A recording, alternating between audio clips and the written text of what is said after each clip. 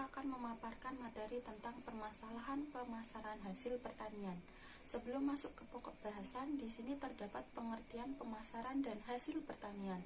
Pemasaran sendiri yaitu proses penyusunan komunikasi yang bertujuan untuk memberikan informasi mengenai suatu barang atau produk untuk memenuhi kebutuhan dan keinginan manusia.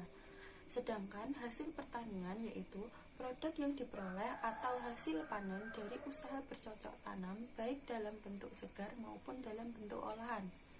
Jadi, pemasaran hasil pertanian adalah penyusunan komunikasi mengenai produk hasil panen dari usaha bercocok tanam yang digunakan untuk memenuhi kebutuhan dan keinginan manusia.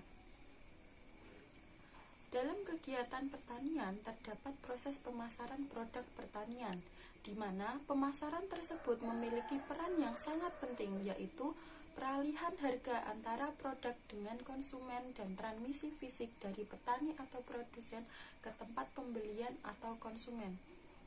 Namun, untuk menjalankan pemasaran tersebut, terdapat berbagai kendala, khususnya bagi petani kecil.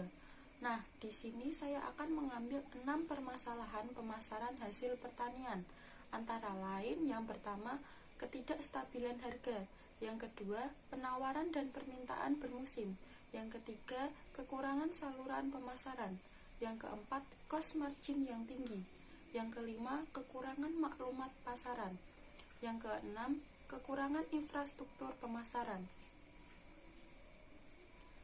Dalam poin yang pertama, ketidakstabilan harga disebabkan oleh penawaran dan permintaan yang tidak menentu, dan bisa juga disebabkan oleh hasil pertanian yang masih bergantung dengan alam untuk menghasilkan kualitas dan kuantitas yang maksimal.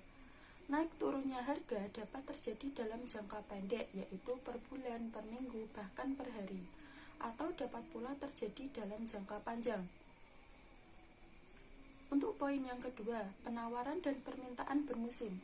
Permintaan masyarakat terhadap komoditi hasil pertanian biasanya dipengaruhi oleh perayaan hari besar dan pendapatan masyarakat saat itu.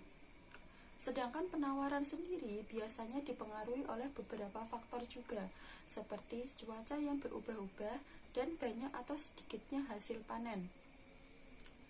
Poin yang ketiga, kekurangan saluran pemasaran.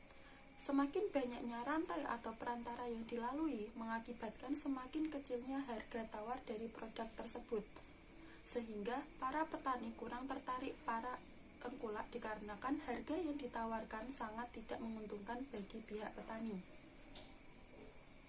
Untuk poin yang keempat, cost margin yang tinggi. Cost atau biaya dalam pertanian yang tinggi, sedangkan keuntungan hasil pertanian yang sedikit. Hal ini akan memberikan masalah kepada petani kecil untuk menanggung biaya pengangkutan, penyimpanan, upah pekerja, dan sewa. Poin yang kelima, kekurangan maklumat pemasaran. Maklumat di sini yaitu berarti informasi. Informasi pemasaran merupakan faktor yang menentukan apa yang akan diproduksi, di mana, mengapa, bagaimana, dan untuk siapa produk dijual. Produsen atau pedagang dari daerah sulit untuk menembus jaringan pemasaran yang ada di daerah lain, dikarenakan kurangnya informasi, seperti di mana tempat kegiatan berlangsung dan aturan-aturan apa saja yang berlaku dalam sistem tersebut. Oleh karena itu, informasi pasar yang tepat dapat mengurangi resiko permasalahan pemasaran. Poin yang terakhir yaitu kekurangan infrastruktur pemasaran. Kurang memadai infrastruktur pemasaran sangat terlihat di daerah pedesaan, di mana petani kesulitan dalam penjualan pemrosesan hasil pertaniannya. Petani sulit mengikuti perkembangan harga dikarenakan keterbatasan transportasi, informasi, dan sebagainya. Sehingga ada kecenderungan produk yang dihasilkan dijual dengan harga yang rendah. Dalam suatu permasalahan tentunya terdapat solusi atau strategi dari permasalahan tersebut. Antara lain yang pertama, mengenali kebutuhan pelanggan. Hal ini dapat dilakukan dengan melakukan identifikasi terhadap target pasar sendiri.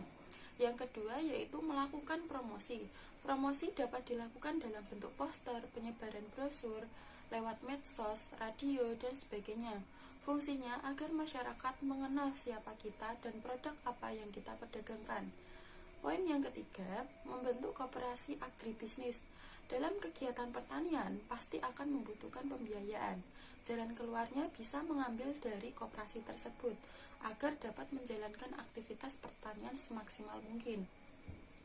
Yang keempat, menggunakan internet marketing.